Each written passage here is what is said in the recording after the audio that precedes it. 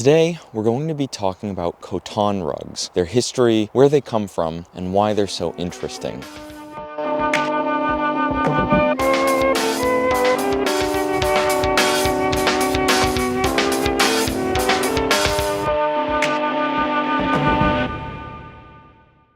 So to begin, let's talk about the where. Where do Khotan rugs come from? Well, if you've ever looked at a map of broader China, you've probably noticed this area, an area that looks like total desert, and that's because most of it is.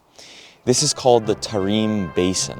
And most of the Khotan rugs that we're familiar with, and the one that we're going to be talking about specifically today, come from this area. Although in antiquity this was known as East Turkestan, we would know it as part of the Xinjiang region of China today. This area was known as part of the North Silk Road. And as a result, Khotan, this area, and other small villages around it became bustling centers of trade and the intersection for many cultures using the Silk Road, including Chinese, Indian, and Persian. And because you have merchants and traders and their cultures converging on this point, the weavings reflect that.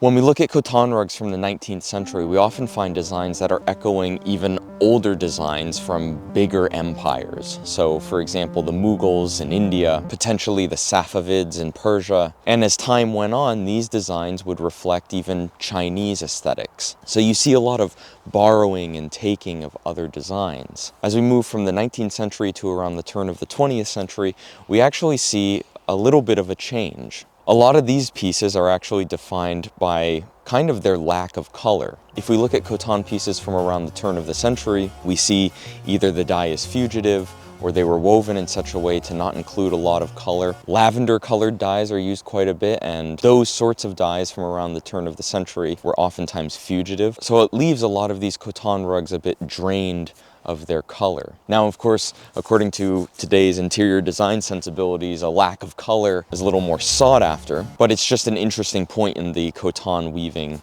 time period that a lot of these pieces would start losing their color. Which brings us to the early 20th century, the rug we're looking at today, and really most of the designs seen on Khotan rugs in general. In the early 20th century, around 1930, maybe a little bit earlier, bleeding into the first quarter of the 20th century, we would see two major types of designs emerge that Khotan would become famous for. The first one is this pomegranate motif. The pomegranate motif consists of essentially a tree of life, so a stem running down the center of the field of the rug, or sometimes two stems running down the field with branches coming off and pomegranates on either branch. Like with most Khotan rugs from this time period, these are going to be pretty garishly colored. Pinks, deep purples, reds. Sort of appropriate for the subject matter when you think about it. Citrusy. And I have a feeling, sort of like with many Khotan rugs, that this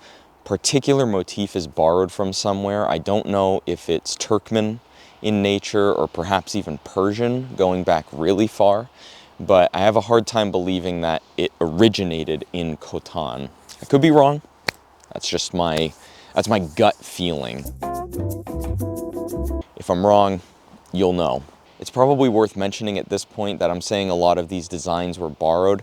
They are undeniably Khotan. And what I mean by that is the design is undeniably from this region. The drawing is undeniably from this region. If you look at what the weavers are basing their designs on, there's a clear difference between the basis of design and the end product. Now, this is mostly found in dyes, but the drawing is obviously going to be different too. Borders are going to be different. Many types of oriental rugs that were woven in one area with designs borrowed from the other area, where you see the individuality is usually in the borders. It's something from their tradition that they know how to do, some repeating pattern that is relatively easy for a weaver to execute.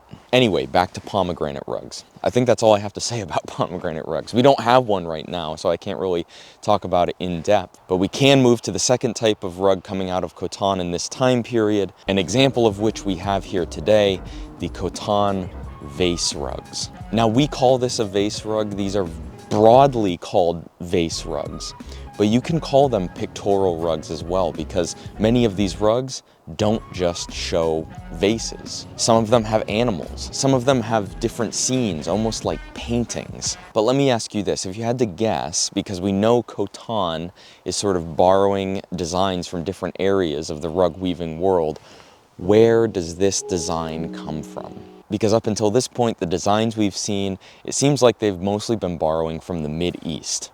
And this one comes from the Far East, and specifically Chinese rugs. If you've looked at enough, even early 20th century Peking rugs, you can see a clear connection between these Khotan rugs and those Chinese rugs.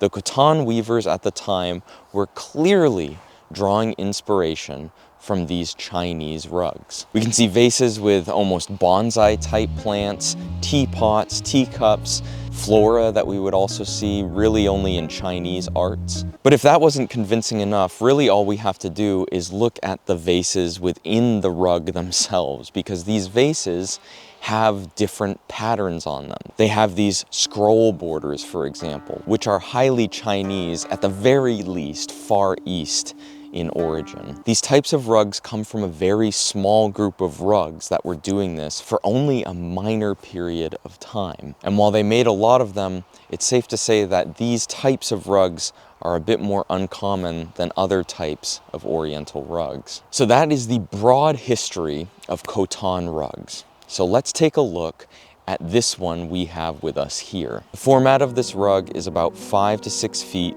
by 9 to 10 feet. And that is very typical. In other parts of the Oriental rug world, specifically the Caucasus, we would really refer to these as long rugs. They're not quite runners, they're too wide to be runners, and they fall short of a typical area rug, so we usually just say long rugs. The pile on this piece is thick. We did repile one area because it had gotten down to the foundations, but other than that, this pile is in pristine condition. I don't know the exact height, but maybe a little less than 1/4 inch, something like that. But perhaps the most striking thing about this rug, and others like it, are the colors. The colors are back, baby. Now, field colors can obviously range a little bit, but it's typically this sort of coral apricot. Probably one of the most interesting things market-wise about these rugs is that they do use synthetic dyes. You just think of the time period that they're coming from, 1930s. Synthetic dyes have made their way into Oriental rugs by this time. Now, if you're unaware, synthetic dyes come with a host of their own issues. Color bleed is the big one. They can become fugitive, so while the designs remain on the field, the color leaves the rug. If they're not completely fugitive, they may also fade. And when you compare this with natural dyes, the difference is pretty stark. Natural dyes will not fade or become fugitive. They will simply mellow as they age. Natural dyes generally have a more attractive color to them. And because of their scarcity and the amount of work that natural dyes took to make and use in rugs, the ones that have them are generally more expensive. Khotan rugs fall into an interesting category because Khotan rugs and these pictorial rugs are scarce, but they use synthetic dyes. Look at this rug. You can see that hot pink and that bright orange, definitely synthetic.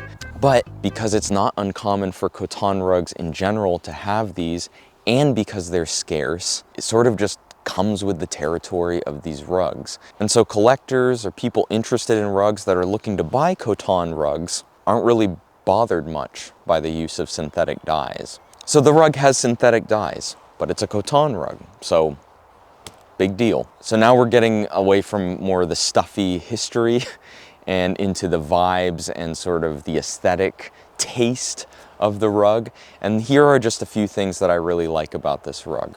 The first one is that oftentimes these Khotan rugs are a little bit stiff.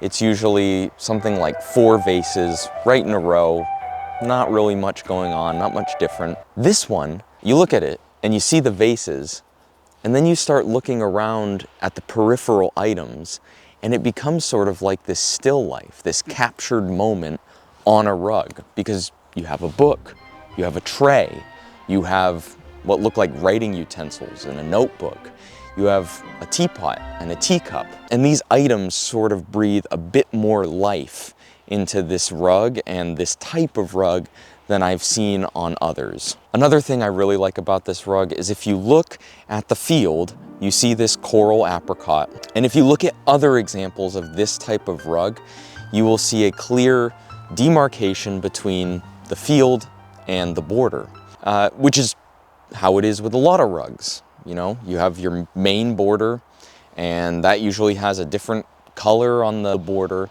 and then that's separated by the color on the field of the rug.